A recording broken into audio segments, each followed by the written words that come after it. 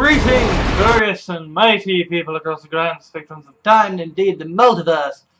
I am Alexander Gordon Johans. I have new glasses, yes. Yes, look, glasses, yes. I've been doing a lot of writing, and I've been doing a lot of walking, a lot of thinking, a lot of going out and stuff, right? And I have also finally actually sorted out my blog so that there is now a place on the blog where you can easily find the fiction that I have written and that is published there to be read. So yeah, like I mean, I always link to my blog anyway, but I will link specifically to the page that is called Old Fiction by Me, so that you can have a read of all the many shit pieces of fiction that I have written over the years. And it has now been literally years that I have been writing fiction and posting it on my blog. I have been working on a big project. A big project that I'm calling Alpha Warriors. Which sounds way more fucking badass than it actually is, because basically, what it is that it's a short story collection, that probably adds up to about, like, in terms of sheer words, to about the length of a novel. When you combine all the different short stories. Some of them are in different styles, a lot of them are in different universes within the multiverse, but they're all sort of on a theme and exploring this ongoing sort of story that is sort of happening at once across the multiverse. And basically, I decided to do this because after everything sort of blew up with regards to my fiction, and then Trump got in, like, my creativity stalled, right? And I kind of, the thing is, I'm someone who needs to write. I like to write. I know other people who create art for validation. I create art for me. I do it for me, right? I like to please other people. I like it when people like my fiction. I will talk for hours about my fiction if people would let me. But equally, I do it for me. And I essentially had this problem of whereby I lost my faith in my ability to write for myself. In the sense that there are lines I don't cross. There are things I don't do. There are things I don't want to do in my fiction. Granted, I think I've basically crossed all of them in the course of writing this particular, at least one of the stories. The story in particular is called The Phantom Raspberry Killer, so just, you know, trigger warnings up the wazoo for that one, because basically the character of Richard Raspberry is horrible, because it was basically like, I crossed lines by accident, and I did things I didn't intend to do, and it upset people, and there was problems, and I was a shithead. And then the whole thing with Trump happened, and it's like, okay, there are horrible genocidal assholes out there, and they have elected a man who boasted about committing sexual assault and has openly talked racist bullshit, right? So I was really sort of lost for a while, and like, yeah, I came up with this idea of Where Self Dawning, of being like, yeah, Richard Raspberry, he's gonna do all this horrible shit, and like, it was kind of,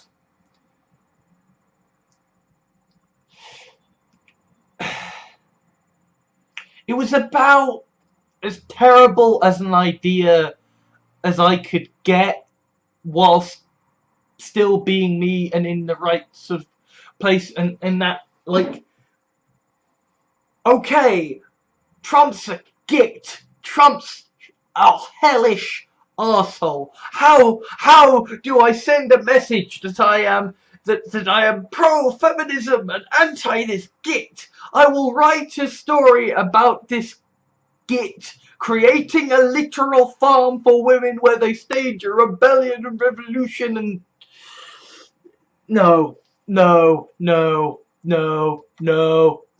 was not good. That was not good. Not good. Just no. Just no. Shouldn't have fucking wrote that. And so I tried to write other things. In order to get anything done in terms of my writing, I basically had to do it in one session, right? It either had to be done in one session, or it had to be enough of a... It had to have enough personal appeal for me as a writer that I would keep going back to it even if I had misgivings about it. But then sooner or later, everything gets boring, right? And sooner or later, it's like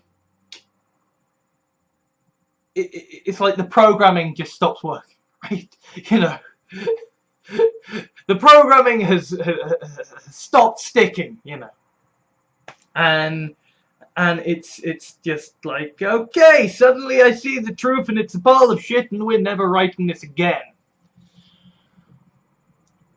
But through that kind of process, I did come up with some ideas. I did work through some stuff, and that led into what is now going to be the sort of the main story within this thing I'm calling Alpha Warriors. It's called Alpha Warriors, but the series is Tales from the Nothingness. Tales from the Great Green Nothingness, you know, because that's the kind of the setting, you know. The wider multiverse is called the Great Green Nothingness, and that's this whole thing about this whole thing with Richard Raspberry, you know, is one strand of it. And so basically, what it is that when the first nuke dies, at the end of at the end of the final solution, basically, like, he sacrifices himself in order to end the Great Septagonoid War, and in the process of which the United Civilizations goes down, the Logicios are gone. So there's a power vacuum in the multiverse, right? And this is when this, you know, Alpha God, this early god who kind of retreated into the multiverse, into the different universes, called Adam Godwinson, crops up and says, "Hey, Raspberry, the writer created you so that you could oppose the first nuke.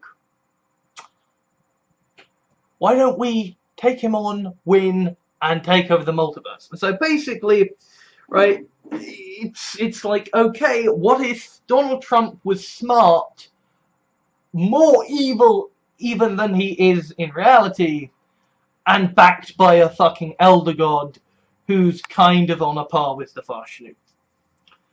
And then to oppose him, you have essentially the Sylph Liberation Front, who are essentially radical Sylphs, who have this sort of pseudo-military organization, paramilitary organization that is about securing freedom for Sylphs across the multiverse, and they are sort of the vanguard of a sort of multiversal empirical society called the Freedom Complex, which is basically, you know, the culture from Ian M. Banks, in that it is very left-wing utopia. Everyone can do everything, can be everything.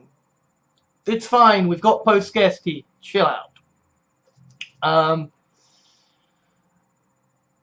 And so essentially, the main thrust of Alpha Warriors and the sort of the stories going onwards from here is, you know, these feminists led by this guy they are training up to be a replacement in the pantheon for the Farshanuk, called Robert Gordon Banks, and it's them heading up the SLF against the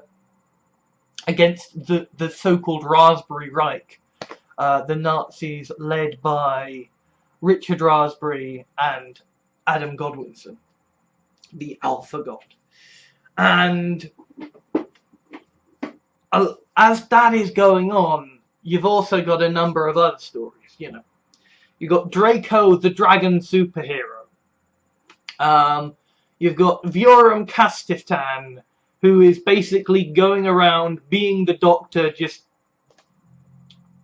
traveling through the multiverse, just solving problems as and when Viorum finds them.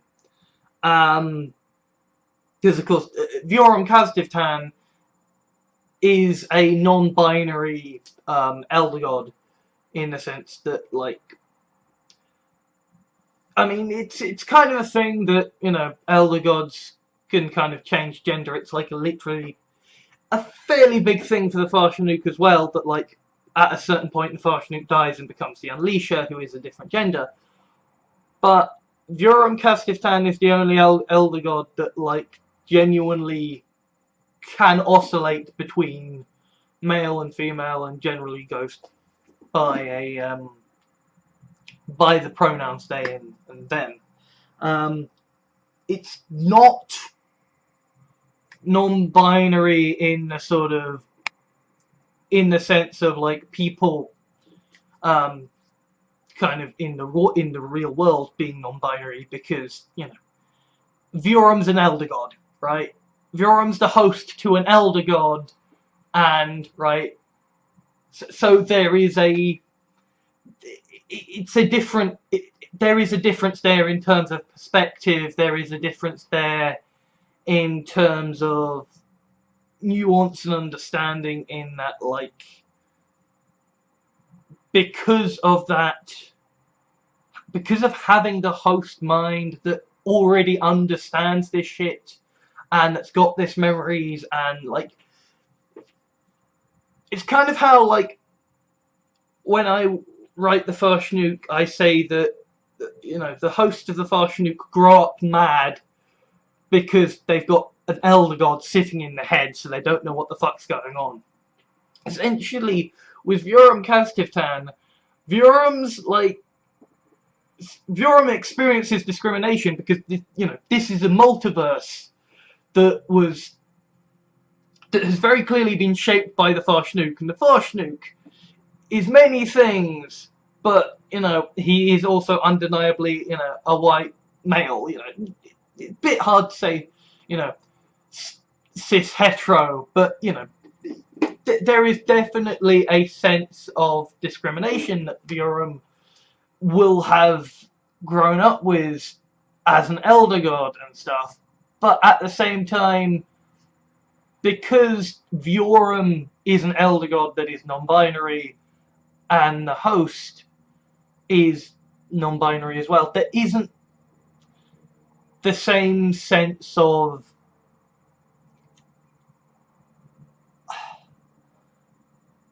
there isn't the same amount of pressures and what have you, right, that are forced upon actual non-binary people in the world.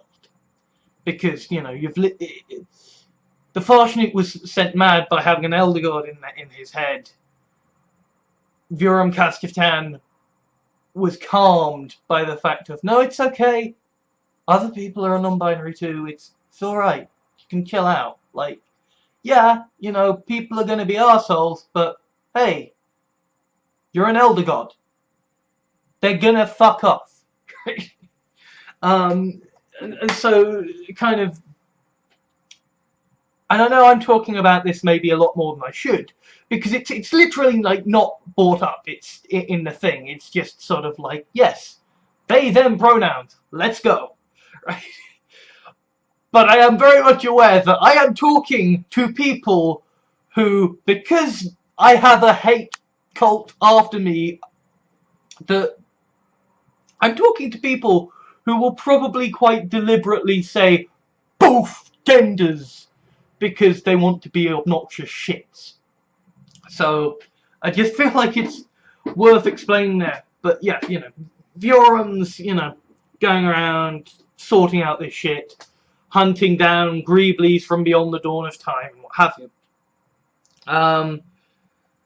And you know, we're there's kind of like also a sort of a Black Lives Matter thing going on, in the sense that, like, whilst all this great multiversal war is going on, and, you know, the Farshnik is dead, what are we going to do, blah, that basically somebody in one of these countries, in one of these different universes, who happens to be black, happens to, you know, be native to a part of Africa, just kind of learns how to soul read, learns how to do all of this sort of logical magic stuff, and is just sort of like, yeah, you know, this war that's going on, yeah, I'm not having it. We're not doing the Nazi thing. No, we're not. And it's like she kind of just looks back at the end and just being like, oh, I seem to have taken over a few multiverses. How did that happen? Because it's just sort of like, you know, she you know, the Nazis invade her village, and it's like, oh, for fuck's sake, what are you doing in my village? And, you know, tells them to fuck off, and it's like, well, what are you doing in my town? What are you doing in my country? What are you doing on my continent? Right? And then she takes a stop, she takes a break, and she's like, okay, it's okay, I'm done. You know, fuck the white people, I'm done. I've saved Africa, you didn't give a shit about us, I'm not going to give a shit about you. And she goes back to, you know, sort out her life, because she goes to sort out her life, she doesn't care about anybody else, because it's like, who gives a shit, because nobody gave a shit about her country and her people. And then basically, you know, the world leaders of Africa, well, the world leaders of Africa, sorry, the leaders of the different countries in Africa are basically like, no, you're fucking badass. You just saved us all. We'd quite like to take over the world. That'd be nice, you know. We'd like to not have the Nazis in America.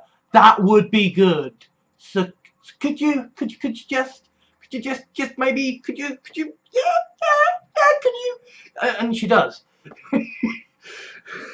Like, there is one moment to pause for breath of just like, okay, we can stop now, and then it's like, nah, they're still Nazis.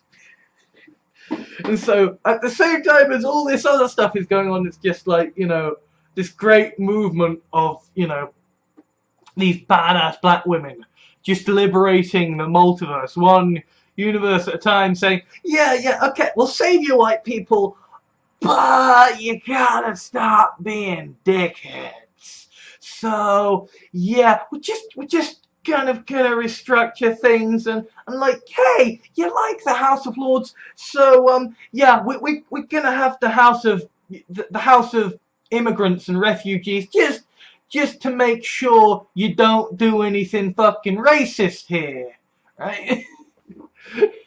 Just make sure that they have a say on what the fuck's gonna happen, so you can't slip through any laws to fuck shit up. And yeah, that's a thing that's happening. And you know, I'll also be writing stories like tackling the fact that, like, essentially we have a form of capitalism in the multiverse whereby actual people, sentient people who are kind of impossible to kill, are bought as toys.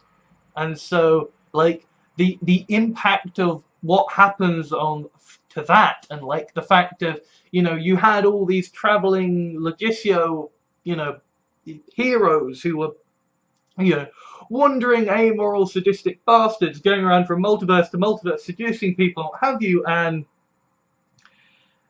like that will have had an impact upon the multiverse. And you know, that essentially you will have gotten all these different traveler communities, and like of just all these different migrant convoys and what have you across the multiverse, from where Logicios have, you know, either, you know, just chucked stuff out the door as they were flying through the multiverse and just like, bored of you now. And equally, you know, there'll be Logicios who've gone native and stuff like that, and it's kind of, you know, exploring the consequences of what's happened after essentially one eternally long fucking war that has just ended. And it's like, okay, we now have peace, how the fuck do we gather up the pieces?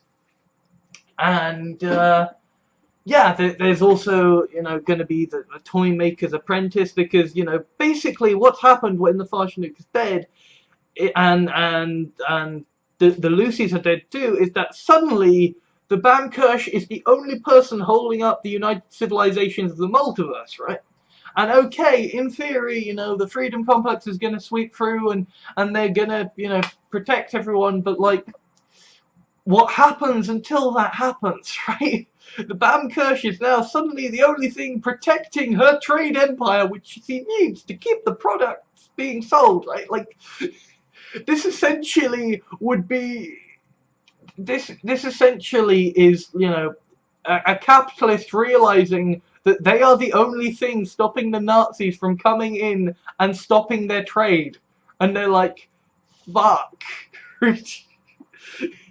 You know, I suppose it's kind of the equivalent of, like, what if the Confederate Army got invaded by Hitler, and it was just, I don't even know who was bloody leading down south in the American Civil War, but it's like, somebody's like, okay, fuck, you know, like, yeah, okay, we're shitheads, but if they get over here, they're gonna kill all our stock, and we can't let that happen. What the fuck do we do?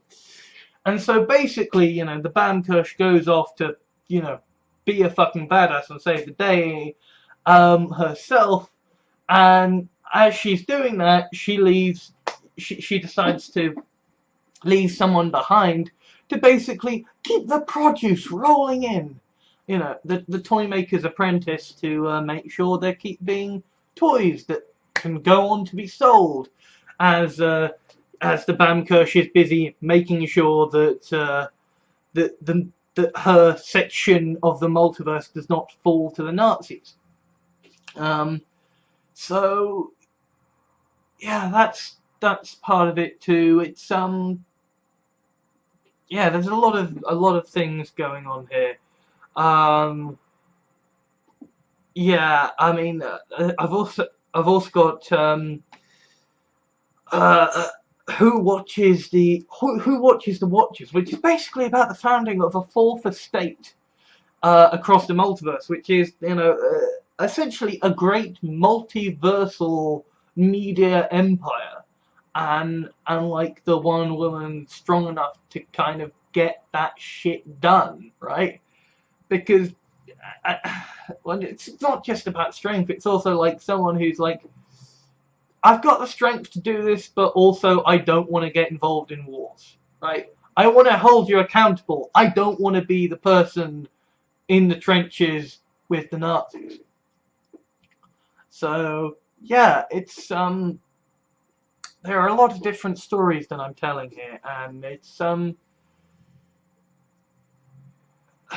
Oh, and there's also another William Dixon Wright story about a essentially a robotic clone of William Dixon Wright who ends up on an alien planet, and sort of you have the explanation of what happened to all this other lore and stuff that isn't yet written out into canon, but that it does form the backstory, right?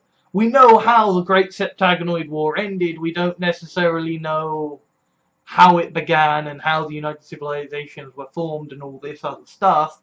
And so that's kind of that story kind of wraps that stuff up too. And so yeah, there's a lot of stuff going on that I'm working on at the moment. And yeah, check out my my blog, and you will see it when it comes out. Because yeah, I'm liking it, and it's going good.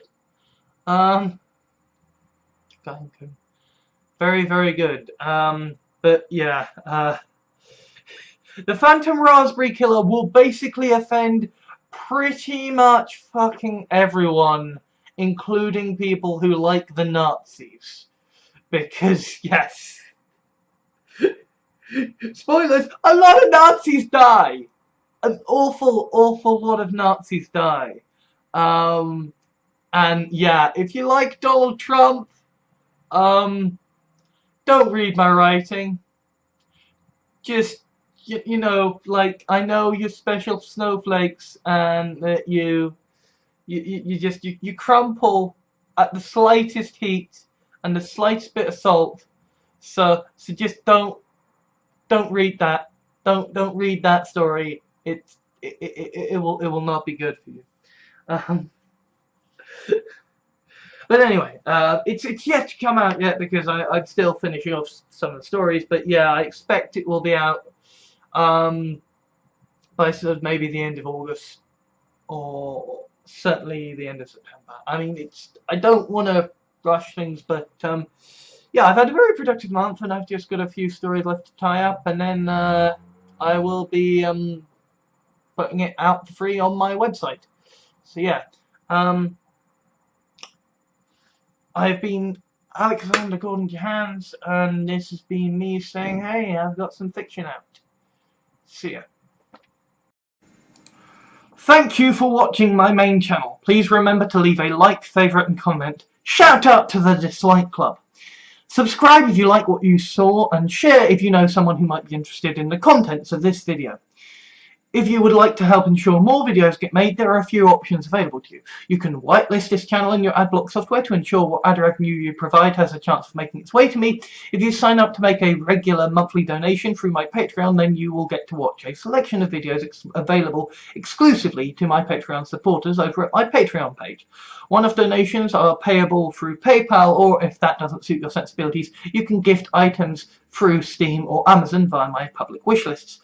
Obviously, I don't expect anything, and the vast majority of my videos will remain free and ad-supported. All that remains is to say Trump should be impeached, the genocidal must be stopped, and institute universal basic income now.